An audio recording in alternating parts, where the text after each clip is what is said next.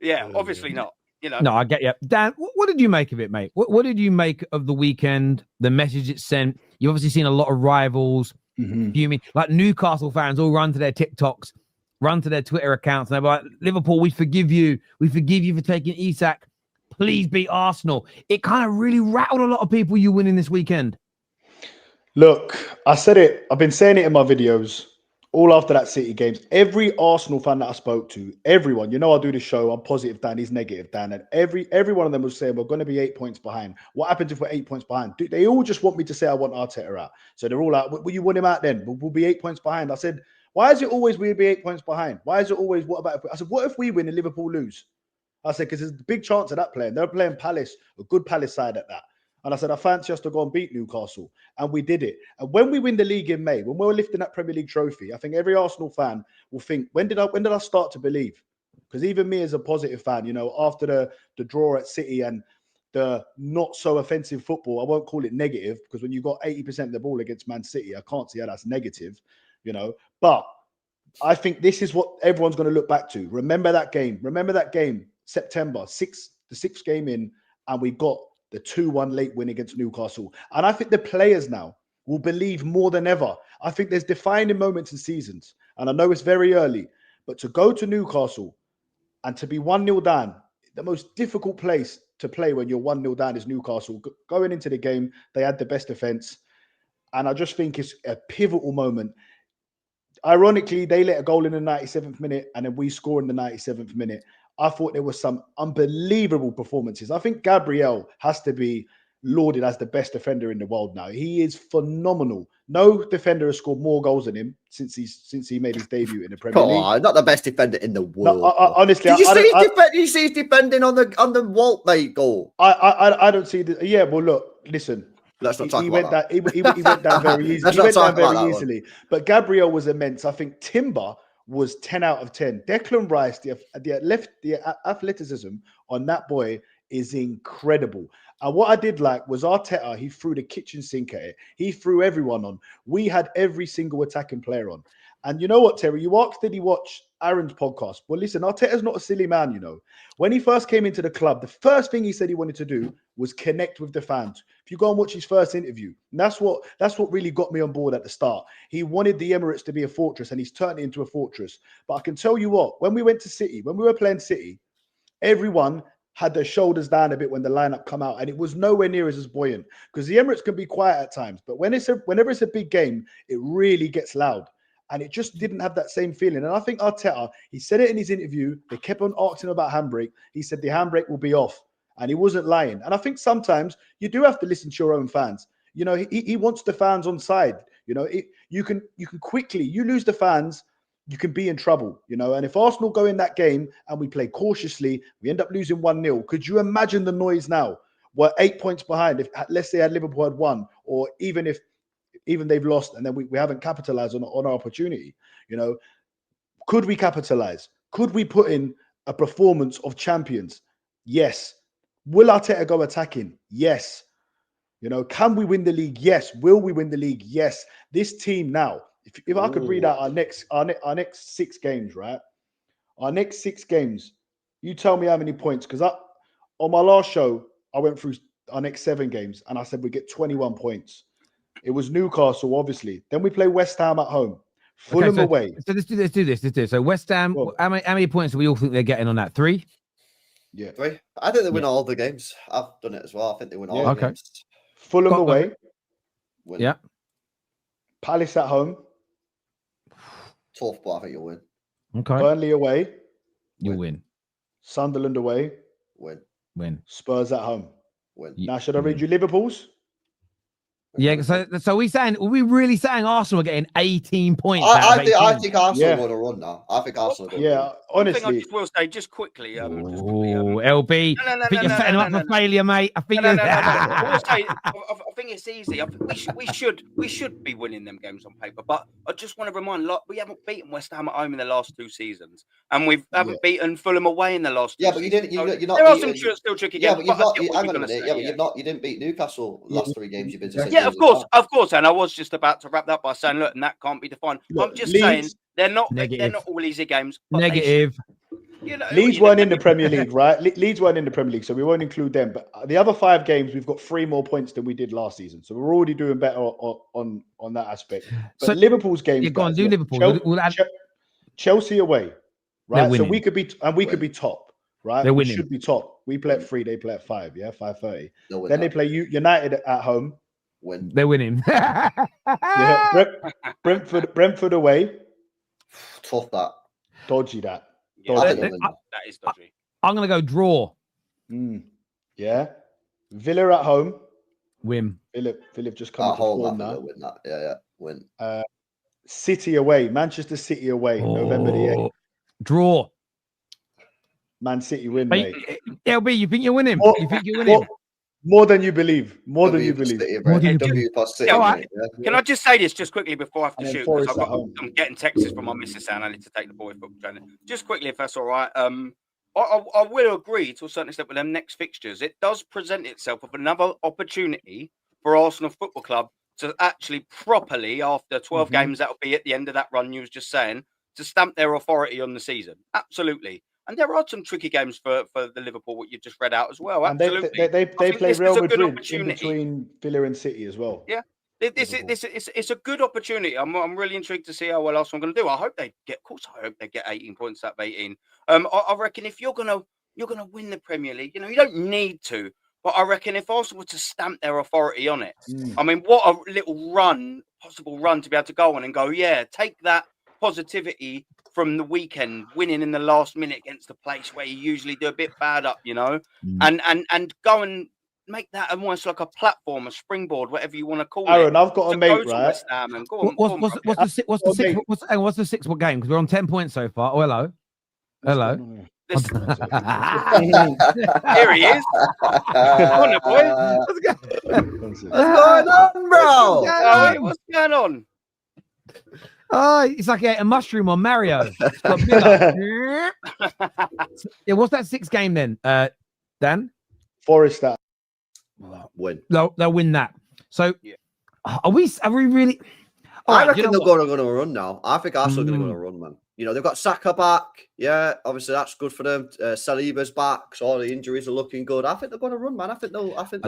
I tell you what could be even more worrying. What could be even more worrying is if Gyökeres starts scoring even more goals as well. Because he scored goals in some games, not in the big games yet. I thought he actually played really well against Newcastle. If he starts banging in some goals as well, that could be big. That could be big. So, and this is what I want to see is at the West Ham game. Odegaard's come back and he actually looked all right. I'd like at Arsenal, now that we've got him back, say, injured, even though I'm not his biggest fan, we all know that. But now Eze's back in that midfield. I'd like us to start, if they're going to go with a 4-3-3, to be able to have a midfield where Declan Rice, who was phenomenal in the 6, by the way, absolutely phenomenal again, seeing there, to have an Odegaard at that right, and then Eze as the left 8, which is very easily transitional into a 4-2-3-1, with maybe Declan slipping in that 6 and Odegaard playing that defensive double pivot 6, or 8, sorry, and then being the guy before Eze to make that sort of pass, and just be able to tidy up and knit a little bit better than a Mikel Merino would say if we have him in that midfield. I just think horses for courses at that game at home. I know we've had a little bit of tricky times at West Ham, but there's got to be horses for courses games where you're at home and you think, we should beat West Ham. We don't need to have 3 CDMs or 3 CMs in there. We can play a bit more expansive. And when Odegaard come on, he did look good. You just got to call it as it is. He did look good, and that's what I want to see. Them games where you can just have a bit more of attacking sort of flair. We're not playing at home against a nasty, gritty Brentford side who can sort of make problems for you. You're playing against a team on the right sort of stage you could rip apart if everything flows for you. So I just again want to continue to see the game management and the intention from Arsenal Football Club in terms of the lineup and the way we set out for it, and I think we should be doing that on Saturday. If we do that, I'm very confident we'll have a good result against West Ham for sure. That is fair. Aya here says, I told Aaron that there's been changes in our tactics this season and time and patience is needed. He told me off. New players need time to bed in. I mean, he hasn't go been to your room, Aya. I mean, yeah, that's it. You're grounded. All I did was just come back with all the incorrect facts that he said to me on another channel and just match them with what I believe to be factual. So I mean, if he's going to be upset, come on, David come on, wake up, stop being a baby. What are we doing here? Let's just enjoy the Newcastle win. He should exactly enjoy it. LB, I want to ask you a question. Take it easy, cheers, bro. Good Thank mate. you. Pleasure. Thank you, No worries, mate. Always a pleasure, mate. Always a pleasure. Okay. What do you think, LB, the manager should do in relation to Eze and Odegaard?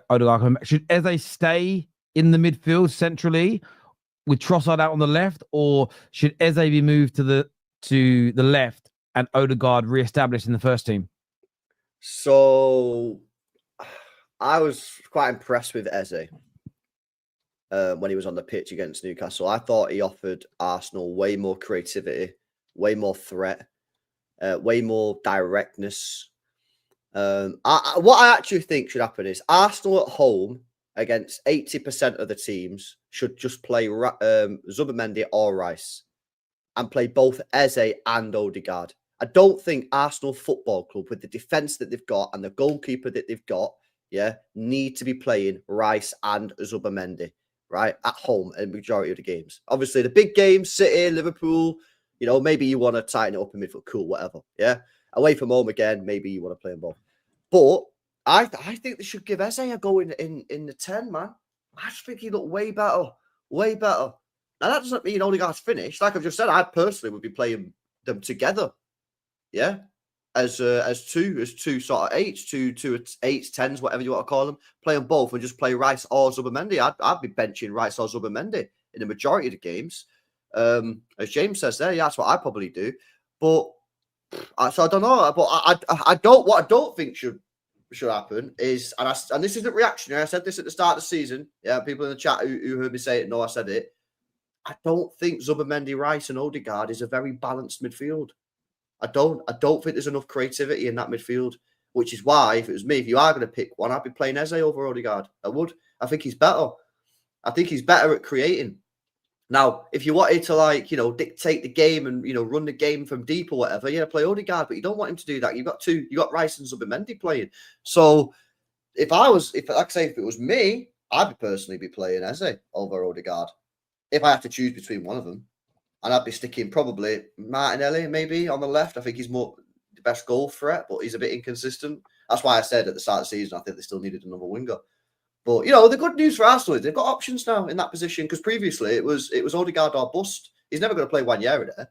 So it was Odegaard or now. It's like, Odegaard, you got to actually improve now, bro. And I actually thought, Odegaard come on, he was all right when he was fairly decent. So now he's being pushed. He knows he's not got a free ride. Let's be honest, Odegaard over the last couple of years has had a free ride at Arsenal. He can drop Stinker. He's in the team next week. Drop Stinker. He's in the team next week. He's not going to play anywhere else. Now, Odegaard, you want to play badly? All right, no problem, bro. Hold bench. Yeah, you got Eze now.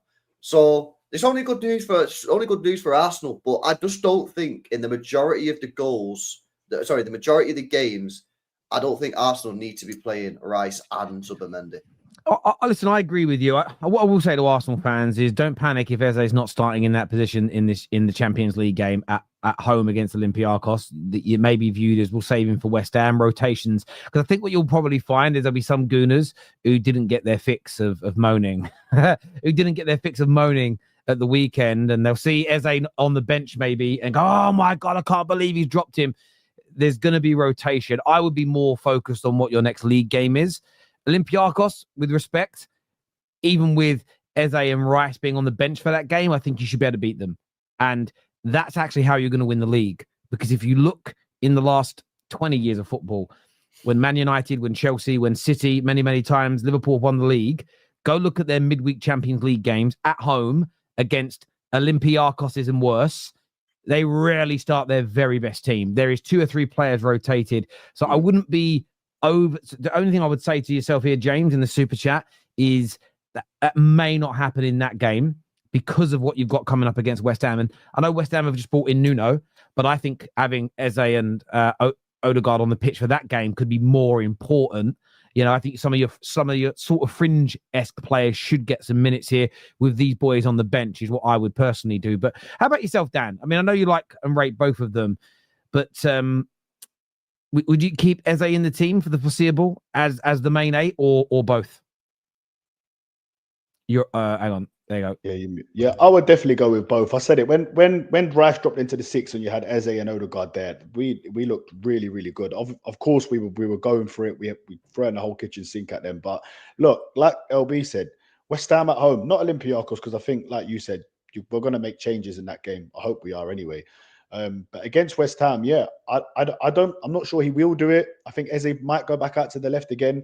But I would love to see. I think if there's real dynamism with Declan Rice, Martin Odegaard and Eze, because Martin Odegaard, he can defend, he presses. For me, there's not a better presser in world football in his position. That boy, you watch him, even when he's playing poor, he does not stop running and does not stop pressing. So you've got him doing that. Eze's no slouch. I'm sure he can get back as well. And Rice, we all know what Rice is. He's just, for me, he's just the best pound for pound midfielder in the league. So I would love to see that. But Zubimendi, he's not the best pound for pound midfielder in the league, bro. He's definitely not. Who's better than him in the league? Pound for pound. He cost over 100 million quid. He can't. Oh, okay. No. Okay, not price wise. I'm just saying, pound for pound, as in he's the best. He's still not the best midfielder in the league, though. Who do you think's better? I've been taking Rodri all day over him with one leg. I'm not sure anymore. Rodri's that same player. I'd take Rodri with one leg over Declan. I think Rice has way more to his game than Rodri now. But obviously, look, he's a Ballon d'Or winner. He's a legend. He's Rice has to win things and all of that. But tomorrow, if I had one of them to start for my team, I'm taking Declan Rice. I don't even know if Rice gets in my Arsenal team. Yeah, of course he does. I'd potentially drop him and play Zubimendi as a 6 and play Odegaard and bro, I don't even think he's guaranteed, bro. No way, man. I don't know what you're watching at LB, man. I'm watching an unbalanced midfield. When I watch Zubimendi, Rice, and Odegaard, it's unbalanced. There's not enough creativity in there. Rice is not a good creative player. So it's all left on Odegaard, and he's not creative either, really. Rice, every season since he's joined Arsenal, he's scored more goals and he's got more assists every single season. So how many did he get last year? He can drag that ball. I think he got 8 last year. He can drag that ball. He can run with that ball. He can run a hell of a lot with that ball and take us up the pitch. Declan Rice. But he can't unlock a defense. For me, no, exactly. So that's why I would have Odegaard and Eze with Declan Rice, because Declan Rice can do it all. And then you've got Eze and Odegaard. I think that would be a phenomenal midfield, pure dynamism. Yeah, and you could do that. Yeah. But saying Declan Rice is the best midfielder in the league is wild. Well, that's just my opinion. You couldn't. You just said Rodri. Who else would you say is better than him? The Declan Rice. As a total package midfielder. Would I rather have Caicedo? Nah, come on, man. Don't be silly. LB, come on, man. Caicedo over Declan Rice? No way. Potentially, yeah. Potentially, I'd take Caicedo. I'd potentially take Caicedo. Who else am I taking? See, Rice sort of like, he doesn't just play 6, does he? He's a bit of a hybrid player. Yeah, that's what I mean. Rice is a total package for me. He's absolutely phenomenal. He's not the best. He's not the best midfielder in the league, though. That's crazy, bro. Well, he's top 3, and I mean, look, he plays every game as well. He's always fit. He's always available. I think he's crucial to what Arsenal are trying to do. I mean, at the end there, I think Jacob Murphy got through on goal, and he just caught him up. We call him the horse, and he just caught him up, just easily took the ball off him, back on the attack. But yeah, look, it just shows we've got so many options now, and that's what we haven't had in previous years. So we are ready and primed to go and win this Premier League title now. So as much as I love Arteta, he has to go and do it now. We have to win the Premier League. The super chat here says at new Trossard drifted into the middle and Calafiori held width. I think that's a blueprint for Eze at left wing with Odegaard, Rice, Zubimendi in the middle. Strong. Could work. That could work, Tevin. It can. I think that's the scary part about Arsenal is they have all of these different weapons that they can now draw upon. On Declan Rice, I do think he's one of the best in the league. I think he's fantastic. I think he gets so much stick. Part of that's the money. Part of that's because he's at Arsenal. But yeah, I think he's been phenomenal. Colton here says that where has Dr. Delusional Hamza been prepping for Arsenal alter ego? Hashtag come back home Hamza without the Chelsea and City take the Terrace to a peaceful place. He was on the show at the weekend when City won. He was on the match reaction show. Get yourselves tuned in for him all. He's here, barring one or two. He actually comes to all the City reactions, even when they were losing. he's great because every week you don't know he is like a box of chocolates. You don't know what you're going to get. Like literally 1 minute City are the best team in the world. The next minute he thinks the club should be sold. I'm exaggerating slightly, but I'm giving you an idea of the contrast in his views. It's kind of mad. Using Eze and Odegaard to play low block or Rice as a Zubimendi. You mean versus a low block? Yeah, I mean that would make sense because you're not going to need. I think that whether it's Rice or whether it's Zubimendi, them and two centre backs can take care of most teams' counter attacks because they're very quick. Or Rice, they're quick with the centre back, so I don't think you got to worry. I mean, you literally did it to win the game against Newcastle, and they had the likes of Alanga on the pitch, and you handled it. So it isn't too much of a problem. Champions League wise this week. The English teams have all got very winnable games, haven't they? I was just looking at them today. Arsenal, Olympiacos. No, do you think so? I think Galatasaray could beat Liverpool. You know, they've won 6 out of 6. Terry, yeah. Have you seen their team? When I was looking at the lineup, some of the players that Galatasaray have got, honestly, going away to Galatasaray, Liverpool after feeling deflated after that loss. I don't know, man. I think Galatasaray and Benfica could cause. They got beat by Frankfurt 5-1 in the last Champions League game. Who did Galatasaray? Yeah. Is it at Galatasaray? It's in Galatasaray. It's in Turkey. I fancy Maybe. Galatasaray. It's a tough place to play, but you still expect Liverpool to go there and get the job done. I expect City to beat Monaco. They lose 5-1 to Frankfurt away from home. Yeah. Right? Speaking of who? Sorry, yeah, they're away from home. But they got. I don't mean disrespectfully towards the Turkish league. It's hard to take what you do there seriously compared to Spurs. Ironically, as we see, are playing Bodo Glimt, who they played in the semi-final of the Europa League. Who else is out there? Yeah, you'll be Monaco. See, Chelsea at home to Benfica. I think they should be winning, but I'm intrigued by it. It's a real intriguing one. No Sorry, Palmer's no Palmer. How they going to react? Arsenal, Olympiacos is easy. Speaking of City versus Monaco, have you seen who the Monaco manager is? No, is it? He's Austrian, and his name. Ragnar? No way. No, his name is Adolf Hutter. That's pretty close, man. Wow. Yeah, I've actually heard of that guy before. Yeah, I've heard of that guy. But he goes by Addy. Yeah, I've heard of him before. Surely you change your name. Wow.